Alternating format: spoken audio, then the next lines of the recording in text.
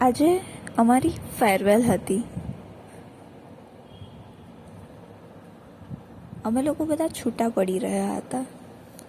કોણ હવે ક્યાં જવાનું છે એની કોઈને કંઈ જ ખબર નથી. બધા ફરીથી આવી રીતે ક્યારેય ભેગા થઈશું કે નહીં એ પણ નથી ખબર. પણ હા, પ્રોમિસ તો કર્યો અમે બધાએ કે આપણે બધા મળતા રહીશું, ટચમાં રહીશું એકબીજાને. ભલે ને લાઈફ ક્યાંય પણ લઈ જતી હોય આપણને. બસ આવા બધા પ્રોમિસીસની સાથે એ પેન્સિલથી લઈને પેન સુધીનો સફર ક્યાં વીતી ગયો ને એ અમને ખબર પણ ના પડી.